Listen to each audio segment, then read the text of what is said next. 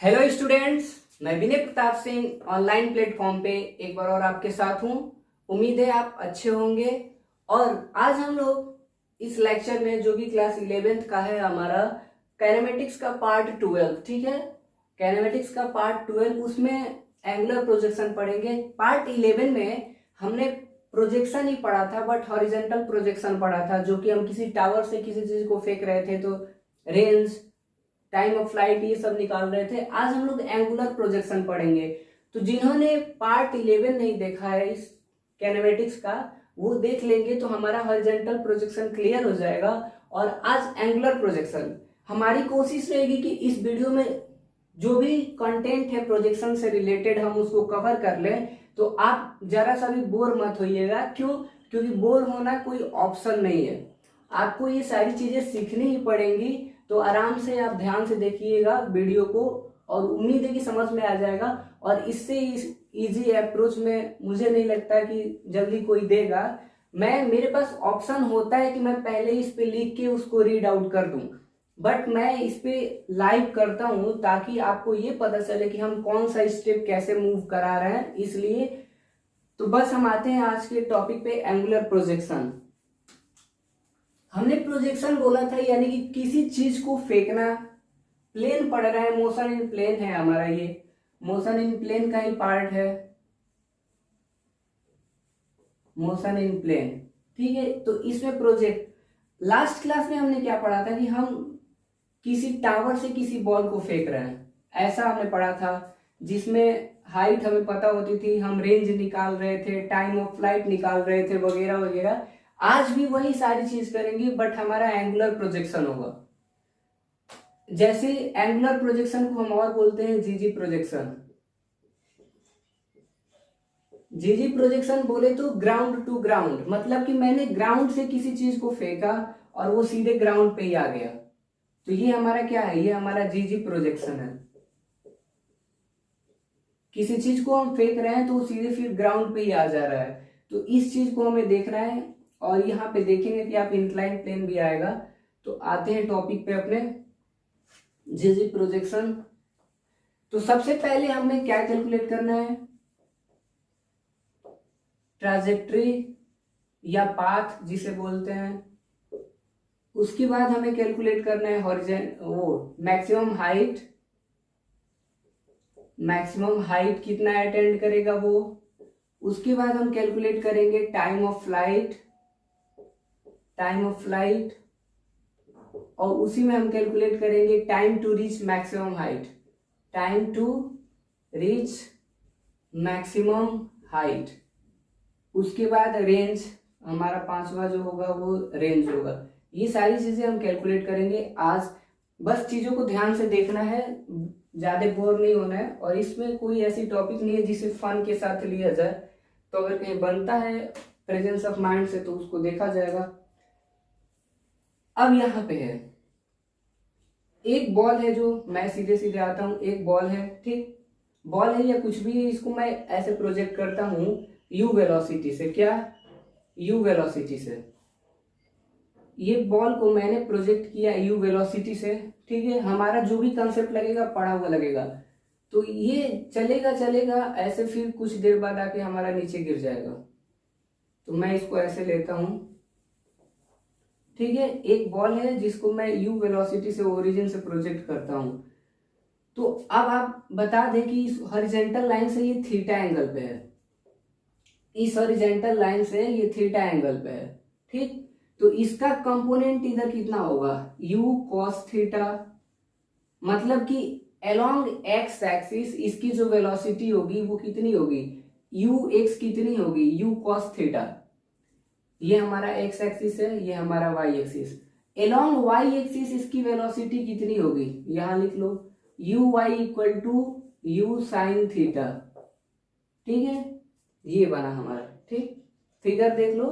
अब ये ऐसे ही चलता जाएगा। मान लो कुछ देर बाद यहाँ पहुंचा, फिर कुछ देर बाद यहाँ पहुंचा, फिर कुछ देर बाद यहाँ, फिर यहाँ, ऐसे आएगा। तो इसको पकड़ते हैं, इसको हम एच बोलते हैं, मैक्सिमम हाइट। ऐसे चलता जाएगा, ठीक। यहाँ पे एच है, ये मैक्सिमम हाइट है कि एक बॉल यहाँ पे हाईएस्ट पॉइंट पे पहुंचता है, ठीक है, उसको मैक्सिमम हाइट, ये सारी चीजें हमें निकालनी है। तो सबसे पहला चीज ये था कि अगर मैं किसी एंगल पे उसको प्रोजेक्ट करता हूँ u वेलोसिटी से, तो उस वेलोसिटी का कंपोनेंट एलोंग एक्स एक्सिस कितना होगा और एलोंग वाई एक्सिस कितना होगा, ये हमें निकालना था। तो हमारा एलोंग एक्स एक्सिस जो इनिशियल वेलोसिटी आई वो आई हमारी u cos थीटा, हमारी वाई एक्सिस के एलोंग जो वेलोसिटी आई वो आई हमारी u sin थीटा। और हमें पता है कि u क्या होता है, इनिशियल वेलोसिटी, यानी कि जब मैंने इसको एंगल पे प्रोजेक्ट किया तो मैंने इसको velocity the u cos theta along x axis and u sin theta along y axis. अब आते हैं ट्राजेक्टरी पे। सबसे पहले हमारा क्या है, ट्राजेक्टरी। ट्राजेक्टरी इसका नेचर कैसा होगा, इसका पाथ कैसा होगा, ये भी पैराबोलिक ही है, बट हमें इसे डिराइव करना होगा कि हमें कैसे पता चलेगा कि ये पैराबोलिक है। तो पहली चीज, अब हम क्या करेंगे, इसको मान लेते हैं point P x, y at after time t the body or object will reach at point P, जिसका कोऑर्डिनेट आप x, y लिख दोगे P कहने पे, ठीक है। Since the distance traveled by object in time t में वो ऑब्जेक्ट कितना डिस्टेंस ट्रेवल कर रहा है, अगर उसके पास वेलोसिटी है u cos theta along x axis, distance travel by object in time t along x axis, along x axis हमारे पास वेलोसिटी कितनी है, ux equal to u cos theta, ठीक है। हमारे पास जो, इसको हम x भी बोल देंगे या ऐसे, ठीक है, कोई प्रॉब्लम नहीं है। ux equal to u cos theta, और टाइम कितना लग रहा है, टाइम हमारा t लग रहा है। This implies speed equal to distance upon time, this implies distance equal to speed into time, okay. तो हमारा स्पीड, जो डिस्टेंस है हम उसको x बोलता हूं, जो डिस्टेंस ट्रेवल कर रहा है हम उसे x बोल रहे हैं, तो x की वैल्यू हमारी कितनी आएगी, स्पीड कितनी है along x axis u cos theta, और हमारा टाइम कितना लग रहा है, t लग रहा है, u cos थीटा t। ये क्या आया है, along x एक्सिस डिस्टेंस आया है, ठीक है। पहली चीज हमें क्या कैलकुलेट करनी थी, कंपोनेंट ब्रेक करना था कि वेलोसिटी का कंपोनेंट along x एक्सिस कितना होगा और along y एक्सिस कितना होगा। फिर मैंने क्या किया कि डिस्टेंस कैलकुलेट किया कि t टाइम में वो along x एक्सिस कितना चलेगा और along y कितना चलेगा।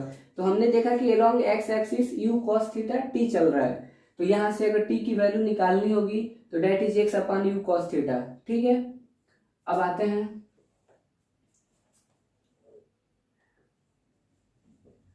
along y axis, along y axis, ये हमारा फिगर था। इसके बाद मैं यहाँ पे आया, यहाँ पे फर्स्ट, यहाँ मैं सेकेंड यहाँ से बना रहा हूं along y एक्सिस। अब along y एक्सिस में हमें क्या क्या पता है, along y एक्सिस में हमें क्या क्या पता है, देखो, तो हमें along y एक्सिस में फॉर्मूला जो यूज होगा वो एस होगा, s equal to u t minus half g t square, ठीक है। तो उसमें हमें एस पता होना चाहिए, तो एस हमें पता है, डेट इज एच, जिसे हम वाई बोल सकते हैं। तो देखो हम फॉर्मूला यूज करेंगे along s equal to u t minus half g t square, यही फॉर्मूला यूज करेंगे। यहाँ पे एस क्या है, डिस्टेंस along वाई एक्सिस, जो कि हमारा एज के बराबर है, बट हम यहाँ पे अभी मैक्सिमम हाइट डिस्कस नहीं कर रहे हैं, हम इसको y लेके चल रहे हैं। क्यों, क्योंकि हमें जनरल इक्वेशन निकालना है ट्राजेक्टरी के लिए, तो हमने इसको y बोला। अब बताओ कि y एक्सिस के अलोंग इनिशियल वेलोसिटी कितनी है, y एक्सिस के अलोंग इनिशियल वेलोसिटी कितनी है, तो फिगर देखो, x एक्सिस के along initial velocity u cos theta है, y एक्सिस के along initial velocity u sin theta है। क्या है, u sin थीटा। तो हम क्या करेंगे, u sin theta into T minus, मैंने माइनस क्यों लिया, क्योंकि जब हम किसी चीज को ग्राउंड के अगेंस्ट प्रोजेक्ट करते हैं, मतलब कि ग्रेविटी के अगेंस्ट प्रोजेक्ट करते हैं, तो हमारी एक्सेलरेशन की वैल्यू निगेटिव ली जाती है। ऐसा आप पढ़े भी होंगे 9th में। और यहाँ भी देख लो कि अगर कोई ऑब्जेक्ट हम ऊपर फेंक रहे हैं उस टाइम जी की वैल्यू निगेटिव लेंगे, अगर वो डाउनवर्ड आ रहा है तो उस टाइम जी की वैल्यू पॉजिटिव लेंगे। तो हमने वही कंसेप्ट अप्लाई किया। अब हमें 1/2 जी की वैल्यू ऐसे ही रहने दो, बचा टी, टी भी ऐसे ही रहने दो अभी। ओके, अब क्या करना है कि इस वाले इक्वेशन से फ्रॉम इक्वेशन फर्स्ट, ये हमारा सेकेंड बना, ठीक है। मैंने इसको एच ना लिख के वाई क्यों लिखा, क्योंकि हमें जनरल टर्म लाना है कि उसका इक्वेशन कैसा दिखता होगा। क्यों, क्योंकि हमें जो पैरामीटर चेंज दिखेंगे वो वाई और एक्स दिखेंगे, ठीक है। अब देखो, अब हम क्या करूंगा, फ्रॉम इक्वेशन फर्स्ट मैं ब्रैकेट में वहां लिख दूंगा y equal to u sine theta, और टी की वैल्यू, टी की वैल्यू कितनी आएगी, x upon u cos theta. T की value x upon u cos theta, ठीक है।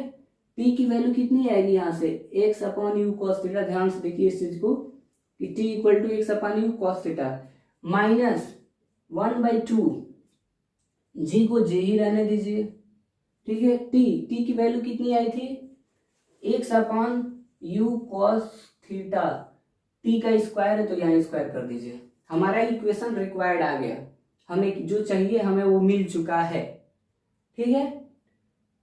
मैंने क्या किया, सबसे पहले फिगर ड्रॉ किया। सारा खेल फिगर का है, प्रोजेक्टाइल में सारा खेल फिगर का है। उसके बाद माइंड में कंसेप्ट रखना है कहाँ क्या चेंज हो रहा है, बस। तो मैंने कंपोनेंट ब्रेक किया, पहले डिस्टेंस निकाला कि एलोंग एक्स एक्सिस कितना चलेगा, एलोंग वाई कितना चलेगा। फिर उसके बाद मैंने क्या किया कि सारी चीजों को अरेंज की, शिफ्टिंग करके एक इक्वेशन बनाया। अब ये देखो कितना आएगा, आई होप यहाँ क्लियर होगा। मैं इसको मिटा देता हूँ, इसको मिटा के या यहाँ पे लिख देता हूँ, छोटा सा ही आना है, यहाँ पे लिख देता हूँ, ये हटाता हूँ, इसका कोई काम ही नहीं है अब। ये ठीक है, यहाँ पे मैं इसको लिखता हूँ, ये पार्ट थर्ड, ये हमारा पार्ट पेज नंबर 3 जहाँ पे हम आ रहा हूँ। अब देखो हमारा जो इक्वेशन आया है y equal to u sine theta x upon u cos theta. अब देखो y इक्वल टू u से u कैंसिल आउट हो जाएगा, मैं यहाँ लिख दूं क्या, ठीक है। आया है हमारा u sine theta upon x o u cos theta, एक ये आया है हमारा, और एक दूसरी चीज आई है हमारी minus times 1/g x square upon you square cos square theta. मैंने ब्रैकेट ओपन कर दिया। अब देखो ये u से ये u कट गया, और साइन थीटा अपन कॉस थीटा क्या होता है, टेन थीटा। तो हमारा जो इक्वेशन बनेगा y equal to x tan theta minus times 1/2 ji x square you square cos square theta बनेगा, ठीक। तो क्या करो कि जी 2 you square cos square theta के टाइम मान लो वो कांस्टेंट है, ठीक है। तो हमारा ये आएगा एक्स स्क्वायर, ये हमारा बना। मैंने के की वैल्यू यहाँ पे क्या बोली कि जी upon 2 you square cos square theta. क्यों, क्योंकि जी की वैल्यू फिक्स है, यू की वैल्यू भी आएगी कांस्टेंट ही आएगी, क्योंकि हमें पता है, और कॉस थीटा जो भी आएगा वो कांस्टेंट ही आएगा आफ्टर पुटिंग द वैल्यू। तो हमने क्या देखा कि यहाँ पे भी जो इक्वेशन बन रहा है वो एक्स स्क्वायर के टर्म में है, यानी कि ये भी क्वाड्रेटिक इक्वेशन है। मीन्स दैट कि इसका भी जो पाथ होगा वो पैराबोलिक होगा। पैराबोलिक मतलब क्या, ऐसे जो भी मतलब वो रेंज के ऊपर डिपेंड करता है, पैराबोलिक ही पाथ बनेगा। तो पहली चीज हमसे पूछी जाती है कि उसकी ट्राजेक्ट्री कैसी होगी। तो जब भी ट्राजेक्ट्री की बात करें तो हमें along x axis distance calculate करना है, एलोंग वाई एक्सिस कैलकुलेट करना है, जनरल फॉर्म में उसको सजा देना है, तो हमारा ये आएगा। और इसमें कुछ मास्टर साइंस नहीं था, उसमें इजी कंसेप्ट बस था, बस हमें ये ब्रेक करने आना चाहिए था। उसके बाद s equal to u t वाला फॉर्मूला याद चाहिए था, ठीक है। अब हम कुछ सेकेंड आप इसको गौर से देखिए, अगर कोई डाउट आता है तो आप कमेंट सेक्शन में जाकर बोल सकते हो या पूछ सकते हो, आई विल एक्सप्लेन देयर, ठीक है। आप एक बार इसको देखिए तो हम फिर आगे आते हैं। इस पे फिगर वही रहेगा, मैं सारी चीजें क्लियर कर दूंगा या फिगर फिर बना दूंगा। एक बार गौर से देखिए आप लोग थोड़ा इसको, जो हमारी चीजें दिख रही हैं इसमें कुछ नया नहीं है। ट्राजेक्ट्री मतलब कि नेचर कैसा होगा, उसका पाथ क्या कवर, कैसा पाथ वो दिखेगा, यही हमें करना था। तो हमने बस क्या किया कि फिगर ड्रॉ किया, फिगर के बाद कंसेप्ट अप्लाई किया। आई होप क्लियर होगा। आप अगर प्रॉब्लम होता है तो उसको सॉल्व करना। अब आते हैं आगे हम लोग, सब हटा देता हूँ, फिर से बना दूंगा एक छोटा सा। तो हमें ट्राजेक्ट्री का पाथ पता चल गया कि हमारी ट्राजेक्ट्री कैसी होगी। बेसिक आप मैथमेटिक्स ग्रुप के हो या बायो ग्रुप के, तो हमारा जो एकेडमिक सिलेबस होता है उसमें डेरिवेशन वगैरह ज़्यादा पूछे जाते हैं, तो इसलिए मैं डेरिवेशन पे ज़्यादा वो करता हूँ और कंसेप्ट है इसमें, डेट्स वाई। बाकी जो अदर चैनल्स होते हैं उस पर क्वेश्चंस बहुत ज़्यादा कराया जाता है। तो आप अभी क्वेश्चंस भी हम लोग करेंगे, जब कुछ चैप्टर कवर हो जाएंगे तो हम लोग केवल न्यूमेरिकल का ही अप्रोच देखेंगे, वहां पे चीज़ों को रिवाइज करते हुए केवल न्यूमेरिकल करेंगे। एक्चुअली न्यूमेरिकल करते हो तो प्रॉब्लम ये आती है कि अगर मैं इस पे क्वेश्चन राइट डाउन करता हूँ तो मेरा सारा बोर्ड पहले ही भर जाएगा।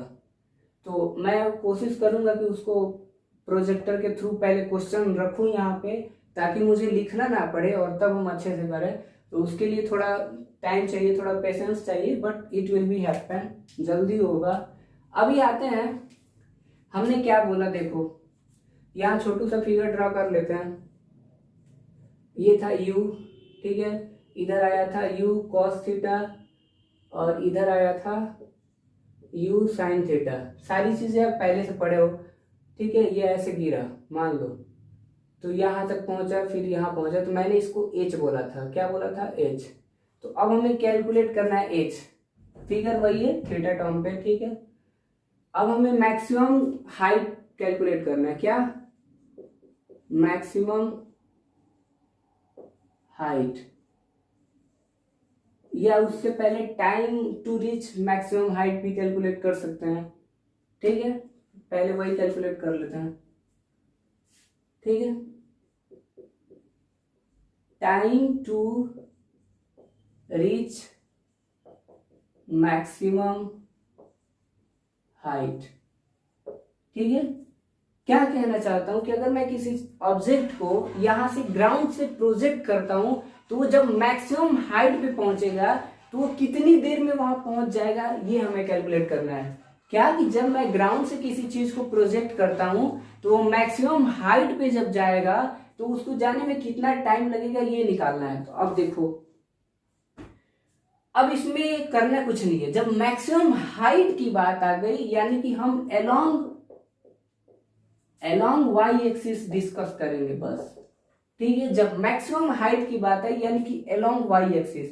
अब अलोंग वाई एक्सिस हमें क्या क्या जानकारियां हैं? तो अलोंग वाई एक्सिस हमें u पता है, u y इक्वल टू कितना है? u साइन थीटा, ठीक है। एक्सेलरेशन y का पता है, अलोंग वाई एक्सिस हमें एक्सेलरेशन पता है जो कि हमारा माइनस टाइम्स जी के बराबर है। क्यों? क्योंकि हम ग्रेविटी के अगेंस्ट जब काम कर रहे हैं तो हमारी जी की वैल्यू क्या होगी? वो निगेटिव होगी, ठीक है। तो जब हम ग्रेविटी के अगेंस्ट काम कर रहे हैं तो जी की value negative, that is acceleration की वैल्यू इतनी आ गई। टाइम हमें निकालना है। क्या और कोई चीज हमें पता है इसमें? क्या और कोई चीज हमें पता है? सोचो, हमारे पास दो चीज पता है, और अगर फॉर्मूला भी यूज करना चाहते हैं, डेट इज हमारा कि v y equal to u y minus times g t, तो हमें एक और चीज इसमें पता होना चाहिए, जिसमें हमें यू वाई पता है, ए वाई पता है, डेट इज इसको ए वाई कर लेते हैं, या ठीक है जी रख दो, कोई प्रॉब्लम नहीं, ए वाई कर लेते हैं। तो हमें एक और चीज पता होनी चाहिए, तो हमें ये पता है, ये पता है, ये निकालना ही है, यानी कि हमें ये पता है कहीं ना कहीं। तो हम कैसे समझेंगे कि ये पता है? तो जब वो मैक्सिमम हाइट पे पहुंचेगा तो क्या उसकी फाइनल वेलोसिटी कुछ होगी या जीरो होगी? मैक्सिमम हाइट पे पहुंचने का मतलब ये हुआ कि वो उसके आगे नहीं जा सकता है, उसके ऊपर नहीं जा सकता है। क्यों नहीं जा सकता है? क्योंकि वहां पे उसकी वेलोसिटी खत्म हो गई है। हम जब मोशन अंडर ग्रेविटी पढ़ते हैं तो हम ये कहते हैं कि अगर हम किसी चीज को ऊपर की तरफ फेंकते हैं तो उसकी वेलोसिटी ऊपर जाते वक्त डिक्रीज होती है। जब वो ऊपर जाएगा ऑब्जेक्ट तो उसकी वेलोसिटी धीरे धीरे ग्रेजुअली डिक्रीज होगी, लेकिन जब वो नीचे आएगा ऑब्जेक्ट तो उसकी वेलोसिटी धीरे धीरे बढ़ेगी। ये हम पढ़ते हैं। तो अगर वो ऑब्जेक्ट ऊपर जा रहा है यानी कि उसकी वेलोसिटी धीरे धीरे कम होगी, और एट मैक्सिमम हाइट जब वो सबसे ऊपर पहुंच जाएगा तो वहां पे उसकी वेलोसिटी 0 हो जाएगी। यानी कि हमें वी वाई भी पता है, वी वाई भी हमें पता है, दैट इज 0 मीटर पर सेकेंड। अब आते हैं हम, कंसेप्ट इसमें बहुत है तो इसलिए हम थोड़ा इसको फनी में नहीं ले रहे हैं, ठीक है। अभी देखो, अब इसमें पुट करो, this imply 0 equal to u Y.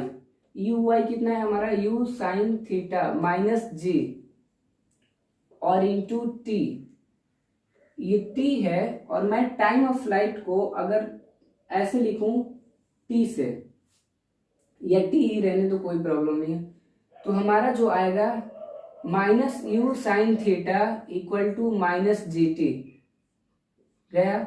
यानी कि t equal to u sine theta upon g t, यानी कि time to reach maximum height, जिसको और कैपिटल टी से भी लिखते हैं यहाँ पे। तो हमारा क्या होगा, you sine theta upon g, ठीक है। बस छोटू टी को बड़ू टी से चेंज कर दो, रिप्लेस कर दो। तो इसमें कोई नया चीज यूज नहीं हुआ। फिगर ने हमें डिटेल दिया कि अलोंग वाई एक्सिस मैं इतनी वेलोसिटी रखा हूं इनिशियल में, और along y axis final velocity मैं इतनी रखा हूं, बाकी आप कंसेप्ट अप्लाई कर लीजिए। तो हमने कंसेप्ट अप्लाई कर लिया। अब देखो, ये इसका क्या है, ये इसका है मैक्सिमम हाइट, ये इसका मैक्सिमम हाइट है। अगर उसको मैक्सिमम हाइट तक जाने में, अगर उसको मैक्सिमम हाइट तक जाने में ये टी लग रहा है, टाइम टी लग रहा है, तो उसको ग्राउंड तक आने में कितना लगेगा।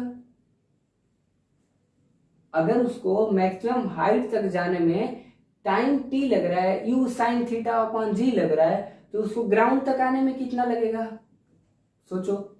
तो ये इतना डिस्टेंस तो सेम है ना, ये इक्वल है, यानी कि time of flight will be equal to 2t, time of flight will be equal to 2t। और टाइम ऑफ फ्लाइट क्या होता है कि time taken, total time taken in journey. तो अगर उसको यहां से यहां जाने में t टाइम लग रहा है, तो यहां से यहां आने में 2t लगेगा कि नहीं लगेगा। अगर ऐसे कैलकुलेट नहीं करोगे तो डेरिवेशन के थ्रू भी आ जाता है, आप इसको पुट करना, इसी वाले पे आ जाएगा, एस इक्वल टू यूटी वाले से। देखो अभी इसको, तो यहाँ पे टाइम ऑफ फ्लाइट कितना होगा, t इक्वल टू, इसको छोटू t ही रखो यार, प्रॉब्लम क्रिएट करने से अच्छी है। t इक्वल टू हमारा 2t, ठीक है।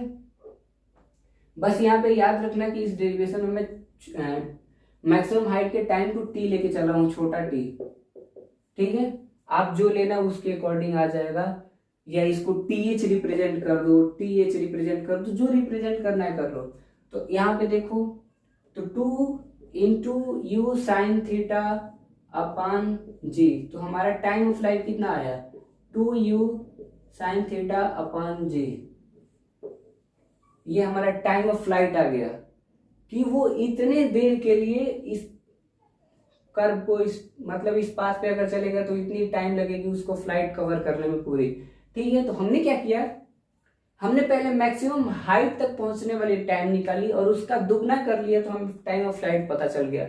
ये टाइम ऑफ फ्लाइट दूसरे आ जाएगा, दूसरे टर्म में भी डिराइव करोगे तो आ जाएगा, बट उतना टाइम मत दो, कोई जरूरत नहीं है। अब आता है मैक्सिमम हाइट देखेंगे और उसके बाद हॉरिजेंटल रेंज देखेंगे, ठीक है। मैक्सिमम हाइट देखते हैं अब, ठीक है, इसको अभी रहने दो। अब हमें क्या देखना है, मैक्सिमम हाइट, ठीक है, मैक्सिमम हाइट देखना है। तो मैक्सिमम हाइट के लिए हम क्या ला सकते हैं, मैक्सिमम हाइट के लिए हम क्या फॉर्मूला लगा सकते हैं, बताओ। मैक्सिमम हाइट मतलब हम कहाँ से लाए, कैसे लाए, बात तो है ना। मैक्सिमम हाइट मतलब कि एच निकालना है हमें। और फॉर्मूला सोचो कि हमारे पास तीन ही फॉर्मूले होते हैं, v equal to u plus a t, s equal to u t plus half a t square, and third one v square equal to u square plus 2as। तो मैक्सिमम हाइट निकालना है कि वो कितना जा सकता है, तो हमें कैसे लाना चाहिए, कैसे आएगा सोचो सोचो सोचो। अच्छा देखते हैं, चलो देखो, जो हमारा फाइन सेम लॉजिक लगाओ कि हमारे पास मैक्सिमम हाइट में u कितना दिया है, यू वाई कितना दिया है, u sine theta, v y कितना होगा। जब मैक्सिमम हाइट की बात करेंगे तो वहां 0 मीटर पर सेकेंड, क्योंकि वहां कोई वेलोसिटी नहीं होगी। ए वाई हमें पता है, that is g minus times of j, ठीक है। अब हम अप्लाई कर दें कि v square equal to u square minus 2gh, यही तो निकालना है, am I right लल्ला। तो v की वैल्यू क्या है, 0, u की वैल्यू u साइन थीटा का होल स्क्वायर माइनस 2 इंटू जी इंटू एच, हमें वही h तो निकालना है ना। तो अब क्या करेंगे कि minus you square sine square theta अपान, नहीं ऐसा भी रहने दो, एक स्टेप कर लो, माइनस 2gh, जे गवा बच्चा, तो जे बच्चा हम कहा कि h equal to u square sine square theta upon 2g, maximum height आ गया। क्या आ गया, मैक्सिमम हाइट। तो यानी कि अगर प्रोजेक्ट किया जा रहा है कि हम किसी प्रोजेक्टाइल को एंगल इतना पे प्रोजेक्ट कर रहे हैं, उसकी इनिशियल वेलोसिटी इतनी है, तो कितना दूर जा सकता है, तो u पता है, थीटा पता है, g पता है, पुट कर दो, आंसर आएगा। अब साइन थीटा वगैरह आपको पता ही होगा, इसमें कोई वो नहीं है, ठीक है, पता ही होगा, बिल्कुल पता होगा ना, होना भी चाहिए। तो हमने क्या क्या पढ़ लिया, हमने टाइम ऑफ फ्लाइट पढ़ लिया, ट्राजेक्टरी पढ़ ली, time to reach maximum height पढ़ लिया, और मैक्सिमम हाइट भी निकाल लिया। इस चैप्टर में जो फॉर्मूले हैं वही थोड़े हैं, जो हैं थोड़े हैं, ठीक है। तो फॉर्मूले आपको आने चाहिए, तभी आप पुट करके आओगे, और बाकी उसमें क्वेश्चंस में कोई दम नहीं होता है, जो सिचुएशंस होता है उसमें जो पता होना चाहिए वो खुद निकल जाता है। हमें इसमें थीटा पता होनी चाहिए, थीटा तो निकाल ही लेंगे यार, यू पता होना चाहिए, जी पता होना चाहिए, यही सब पता होना चाहिए, आंसर आ जाता है। अब आते हैं हमारा जो है हॉरिजॉन्टल रेंज, हमारी अगली टॉपिक क्या है, हॉरिजॉन्टल रेंज, ठीक है। सारा खेल फिगर का है। अब हॉरिजॉन्टल रेंज आते हैं, ये हॉरिजॉन्टल रेंज, यही तो है हॉरिजॉन्टल रेंज, यही तो है हॉरिजॉन्टल रेंज, हॉरिजॉन्टल रेंज, जिसको हम आर से रिप्रेजेंट करते हैं, क्या, आर से। अलोंग एक्स एक्सिस वो कितना चलेगा, कितना पाथ कवर करेगा, अलोंग एक्स एक्सिस कितना चलेगा, वही हॉरिजॉन्टल रेंज होता है। अब कैलकुलेट क्या करना है लल्ला, horizontal range, horizontal range calculate करना है हमको। तो देखिए बात ऐसी है कि हमें पता है कि हॉरिजॉन्टल रेंज क्या है, एक डिस्टेंस है। हॉरिजॉन्टल रेंज क्या है, तो एक डिस्टेंस है सर, और हमें कुछ नहीं पता है, हमें पता है कि स्पीड इक्वल टू होता है d अपॉन टी, यानी d इक्वल टू होगा एस टी, ठीक है, d equal to s T.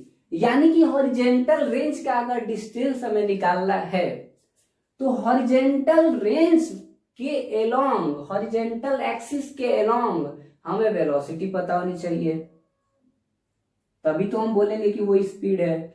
हमें टाइम पता होना चाहिए, तभी तो हम मल्टीप्लाई करेंगे। अब देखो मैं इसको किस चीज से, हॉरिजॉन्टल रेंज क्या होगा, हॉरिजॉन्टल रेंज को डिफाइन करना होगा तो बोलोगे it is the maximum distance covered by projectile, it is the maximum distance covered by projectile along x axis, ठीक है, वो हॉरिजॉन्टल रेंज हो जाएगा। अब आते हैं क्या होता है ये, maximum distance covered along x axis by projectile, projectile के द्वारा अलोंग एक्स एक्सिस में हॉरिजॉन्टल मैक्सिमम डिस्टेंस कितना ट्रेवल किया जा रहा है उसी को बोलते हैं। अब लल्ला देखो, अब क्या करना है कि r इक्वल टू, हमें कुछ नहीं पता तो हमें ux और इंटू टी करना है। ux इंटू टी, हमें पता है कि होता है कि distance speed equal to distance upon time, बस यही हमें पता है और कुछ नहीं पता है, बस निकाल लेंगे और क्या पता है, ट्रांसफॉर्मेशन तो है बस। तो देखो मैंने ये कैपिटल टी क्यों लिखा है, और ये कैपिटल टी हमारा क्या है, टाइम ऑफ फ्लाइट। हम हॉरिजॉन्टल रेंज तब निकाल सकते हैं जब वो प्रोजेक्टाइल हमारे ग्राउंड पे आ गया होगा।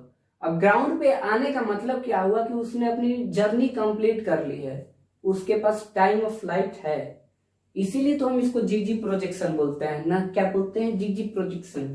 जीजी प्रोजेक्शन मतलब कि ग्राउंड से फेंको ग्राउंड पे आ जाए, उसको हम जीजी प्रोजेक्शन बोलते हैं। तो अब जीजी प्रोजेक्शन में हमको अगर हमको रेंज निकालना है तो हमको जीजी प्रोजेक्शन का यूएक्स पता होना चाहिए और टाइम ऑफ फ्लाइट पता होना चाहिए। तो हम टाइम ऑफ फ्लाइट पता है और यूएक्स भी पता है, तो r equal to u cos theta into time of flight कितना आया था, 2u sine theta upon g. Am I right? कैसे, तो टाइम इक्वल टू आया था 2u साइन थीटा अपान जी। क्यों, क्योंकि छोटू टी होता था, मैक्सिमम हाइट वाला होता था u साइन थीटा अपान जी, तो 2t कितना होगा, दिस होगा, दिस। ओके, तो बस इतना मत लिखो यार, गंदा हो जाएगा बोर्ड। इतना लिखो कि since t equal to this. अब बताओ, यहाँ पे थोड़ा सा मैथ लग रहा है, वो तो आता ही है आप लोग को, क्या लग रहा है, तो देखो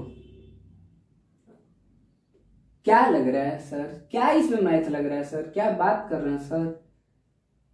साइन 2 थीटा क्या होता है, 2 साइन थीटा कॉस थीटा, यही होता है।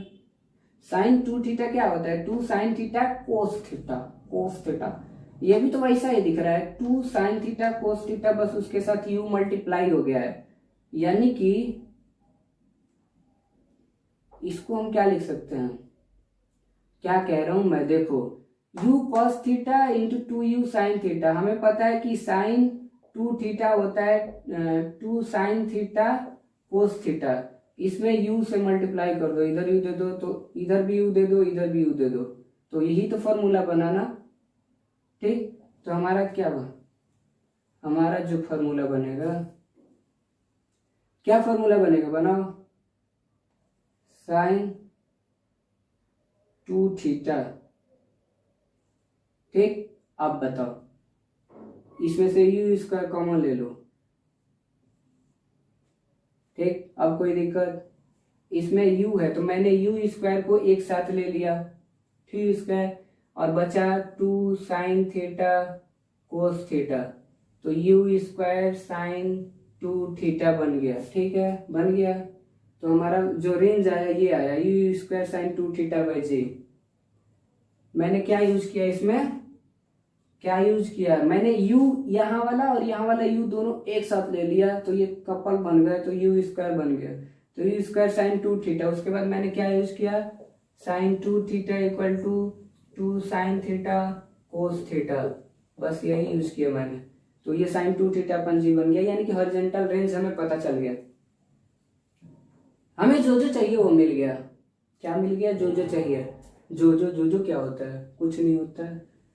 अब यू हॉरिजॉन्टल रेंज, अब ये याद रखना है कि टाइम की यूनिट सेकेंड होती है, डिस्टेंस की यूनिट मीटर किलोमीटर होती है, ये सब याद रखना है। अब हम आते हैं हॉरिजॉन्टल रेंज में, एक सिचुएशन आता है हमारे पास, क्या आता है सिचुएशन, कि अगर मुझे मैक्सिमम हॉरिजॉन्टल रेंज निकालना होगा तो क्या होगा, मैक्सिमम हॉरिजॉन्टल, तो हम जो रेंज कैलकुलेट किए, जो हम हॉरिजॉन्टल रेंज निकाले, वो हमारा कितना आया था कि r equal to u square sine 2 theta upon g, यही आया ना। तो इसमें एक कंडीशन, हमारे पास 2 कंडीशन आती है, हम उसको देख लेते हैं कि वो 2 कंडीशन हमारे पास क्या है। ठीक है, हॉरिजॉन्टल रेंज में तो बहुत ही इंटरेस्टिंग है, नोट लगाते हैं, नोट 50 करोड़ का है, पैसा वाला आदमी वो सब लोग खरीद लेना। ठीक है, तो नोट 50 करोड़ का है, और नोट के लिए सबसे पहली चीज हमें जानकारी पता है, वी नो डैट, हम जानते हैं, नहीं जानते तब भी जानते हैं क्या, कि R इक्वल टू होता है u square sine 2 theta upon g. ठीक है, R equal to u square sine 2 theta upon g. तो अगर हमसे पूछा जाए कि R मैक्स कब होगा, पहली कंडीशन कि R मैक्स, R क्या है, हॉरिजॉन्टल रेंज है, और वो मैक्स कब होगा। मन्ने पूछे से कि R मैक्स कब होगा, मन्ने ना पता से, मन्ने की करे, हमसे पूछा जाए कि R मैक्स कब होगा, तो देखो बात ये इतनी सी बात है, इतनी सी बात है कि इस इतनी सी बात में ये बात है कि u जो है वो कांस्टेंट है। क्यों? क्योंकि हम जब वेलोसिटी से प्रोजेक्ट करेंगे पहले तो हमें वेलोसिटी पता होगा और जी की वैल्यू फिक्स होती है, वो हमें पता है। यानी कि इस फॉर्मूले में ये दो चीज कांस्टेंट है। तो अब आर मैक्स कैसे लाएंगे सर? अब आर मैक्स लाने के लिए एक ही चीज है जो डिसाइड करेगा, ये साइन थीटा। यानी कि क्या करेंगे, sine theta will be maximum when theta equal to 90 degree. Sir ये तो u कांस्टेंट है और g भी कांस्टेंट है, फिर हमारे पास तो बस यही बचा जो ये डिसाइड करेगा। तो अब क्या करेंगे, देखो, यानी कि साइन थीटा मैक्सिमम कब होगा, जब साइन थीटा 90 डिग्री होगा, डेट विल बी 1। तभी तो कहते हैं कि साइन 90 की वैल्यू 1 होती है। तो क्या करोगे, sine 2 theta equal to sine 90 degree, this implies 2 theta equal to 90 degree, theta equal to 45 degree. ये हमारा आ गया। यानी कि हॉरिजॉन्टल रेंज कब मिलेगा, जब हम थीटा की वैल्यू 45 डिग्री रखेंगे, तब हमको हॉरिजॉन्टल रेंज मैक्सिमम मिलेगा। ठीक है, क्यों? क्योंकि यहाँ पे यूजी कांस्टेंट था, बचा साइन थीटा। साइन थीटा कब मैक्सिमम होगा, जब थीटा इक्वल टू 90 डिग्री, और उस थीटा को जब मैंने इक्वेट किया तो थीटा इक्वल टू 45 डिग्री। मतलब ये कि साइन थीटा तभी हॉरिजॉन्टल रेंज तभी मैक्सिमम होगा जब हमारे पास थीटा इक्वल टू 45 डिग्री। अब इसकी वैल्यू निकाल देना, आ जाएगा आंसर। ठीक है, दूसरी कंडीशन क्या है, बहुत ही इंटरेस्टिंग है। क्या है, बहुत ही इंटरेस्टिंग है। देखो, कहते हैं क्या कि अगर मैं बोलूं कि मेरा थीटा इक्वल टू 30 डिग्री है, मुझे रेंज निकालना है u square sine 2 theta upon g. क्या निकालना है, रेंज निकालना है। मैं बोलूं कि मैं थीटा इक्वल टू 30 डिग्री लेऊंगा, मेरा जो दोस्त है ना वो बहुत बदमाश है, वो बोलता है कि थीटा इक्वल टू मैं 60 डिग्री लूंगा। अब क्या करें, दोनों में बहुत कंपटीशन होती है, दोनों में बहुत। तो मैं बोलूं कि मैं थीटा इक्वल टू 15 डिग्री लूंगा, तो मेरा दोस्त जो है ना वो बोलता है कि मैं थीटा इक्वल टू 75 डिग्री लूंगा। यहाँ पे चेंज क्या है गल्ला, यहाँ पे इसने क्या कर दिया, ज्यादा बुद्धिमान बन रहा है। उसने क्या किया, बस 90 माइनस थीटा कर दिया। यहाँ पे क्या कर दिया, 90 माइनस थीटा कर दिया। तो इससे वो बड़ा बन जाएगा क्या, नहीं बनेगा ना। देखो कैसे नहीं बनेगा, उसको दिखाते हैं कि जितना मेरा आएगा उतना आपका आएगा। तो क्या करना है कि if theta equal to 90 minus theta, अब कुछ नहीं करना है, क्या करेंगे, r equal to u square sine ऐसा लिखो sine 290 minus theta upon g. ठीक है, r equal to u square sine 180 minus 2 theta. मन ने मल्टीप्लाई कर दिया ब्रैकेट में, ठीक है, ब्रैकेट में मल्टीप्लाई कर दिया। अब आर इक्वल टू हमारा आएगा यू स्क्वायर साइन, आदत पड़ गई है, चलो यार छोटू साइन लिखने की, यू स्क्वायर साइन क्या 2 थीटा अपन जी। मेरा दोस्त बहुत बदमाश है, उसके कहने से थोड़ी हो जाएगा, फिजिक्स ऐसे थोड़ी चेंज हो जाएगी उसके कहने से। कितना अच्छा गंदा आ गया, रुको। R equal to u square sine 2 theta upon g. ऐसा कैसे आ गया?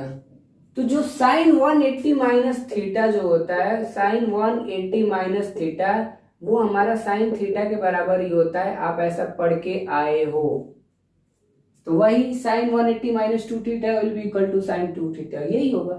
तो दोस्त के कहने से थोड़ी होता है, हम भी पढ़े लिखे आदमी है, हमने कर दिया। तो ये हमारा जो सेकेंड नोट था, जो maximum theta equal to 45 degree, उसके बाद ये आया। ये दोनों चीजें पूछी जाती हैं, कंसेप्चुअली भी पूछे जाती हैं और ऐसे भी क्वेश्चन भी पूछे जाते हैं। तो ये था। तो आज के इस लेक्चर में हम इतना ही रखते हैं। और वीडियो बोरिंग नहीं है, आपको सीखना पड़ेगा। ये आप इसको नहीं सीखोगे तो आप नहीं पढ़ पाओगे। आपको ये प्रोजेक्टाइल मोशन नहीं आएगा अगर नहीं देखोगे तो। आपको पढ़ना पड़ेगा, आपको चीजों को समझना पड़ेगा, आपको क्वेश्चन ट्राई करने पड़ेंगे। और अगले लेक्चर में हम इस पे न्यूमेरिकल का एक बना के अपलोड कर देंगे। उसके बाद हम लोग सर्कुलर मोशन पढ़ा जाएगा, उसके बाद रिलेटिव वेलोसिटी जो छूटा है, दोनों 1D 2D एक साथ लिया जाएगा। तो अभी इतना रखते हैं। उम्मीद है सारी चीजें समझ में आ गई होंगी। बोर नहीं होना है, चीजों को समझना ही प्रायोरिटी है, आपको समझना ही पड़ेगा, आपको वीडियो देखने ही पड़ेंगे। ठीक है, तो देखिएगा, समझिएगा। बाकी बहुत इजी अप्रोच में चीजों को डिराइव करता हूँ, मैं लिखता नहीं हूँ, साथ साथ ही चलता हूँ, ताकि आपको पता चले कि अप्रोच क्या लग रहा है। That's it for this. इसके लिए इतना ही अप्रोच रहता है कि चीजों को हम कैसे अप्लाई करेंगे। हमारे पास ऑप्शंस होते हैं कि हम लिख के रीड कर देंगे, लेकिन ना, ये गलत बात है, बहुत गलत बात है। ये सब नहीं करना चाहिए। तो थैंक्स फॉर वॉचिंग। हंसते रहिए, मुस्कुराते रहिए। Best of luck, good luck for your future.